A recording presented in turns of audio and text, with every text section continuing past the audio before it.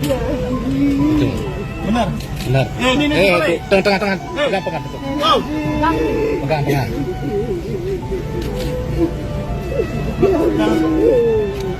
Pelukan terakhir Febriani ke istri yang terlepas, pengantin baru jadi korban kapal tenggelam di Selat Bali.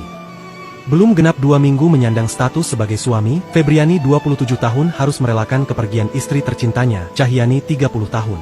Pasangan suami istri itu menjadi korban tenggelamnya KMP Tunu Pratama Jaya di perairan Selat Bali. Dalam peristiwa Rabu, 2 Juli 2025, malam itu, Febriani selamat, namun istrinya, Cahyani, ditemukan meninggal dunia. Febriani dan Cahyani sebelumnya pulang ke kampung halaman mereka di Rogo Jampi, Banyuwangi, Jawa Timur, untuk melangsungkan pernikahan pada 20 Juni 2025.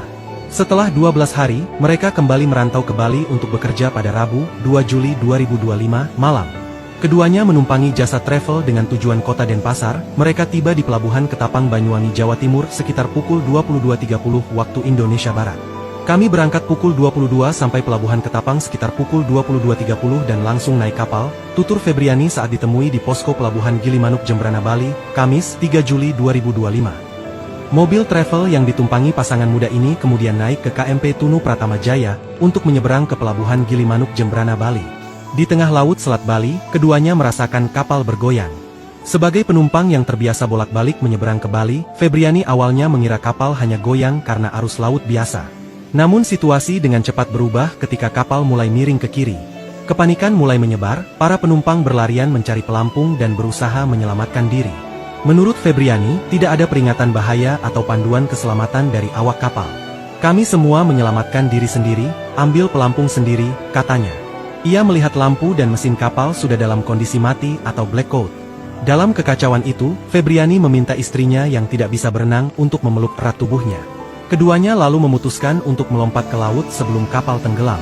Namun gelombang besar yang tercipta setelah kapal terbalik dan tenggelam memisahkan mereka. Pada saat itulah pelukan istri saya terlepas, ucap Febriani lirih.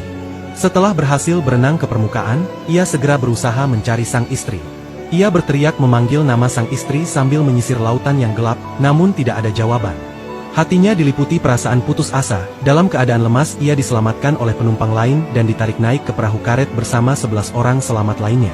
Saya akhirnya dibantu orang-orang naik ke kapal karet. Saat itu masih coba memanggil istri saya, tapi tetap tidak ada jawaban, katanya. Febriani dan belasan penumpang lain terombang-ambing di laut hingga fajar menyingsing. Sekitar pukul 7 WITA, sebuah kapal nelayan melintas dan langsung memberi pertolongan. Karena kapasitasnya terbatas, nelayan itu hanya mampu mengangkut separuh penumpang dan sisanya dijemput kemudian. Setibanya di darat, Febriani langsung dibawa ke posko Pelabuhan Gilimanuk sekitar pukul 9.30 WITA. Di sana ia mendapat kabar yang membuatnya sedih. Istrinya, Cahyani, ditemukan dalam keadaan meninggal dunia. Pada Kamis petang, 5 ambulans yang membawa jenazah 6 orang korban tenggelamnya KMP Tunu Pratama Jaya tiba di Pelabuhan Gilimanuk. Para korban tersebut akan dipulangkan ke rumah duka di sejumlah daerah di Kabupaten Banyuwangi dan Kota Probolinggo. Febriani kemudian diberi kesempatan terakhir untuk melihat wajah sang istri yang ada di mobil ambulans tersebut. Begitu kantong jenazah dibuka, tangis Febriani pecah tak terbendung. Ia langsung dipeluk dan ditenangkan oleh kerabatnya yang ikut mendampingi.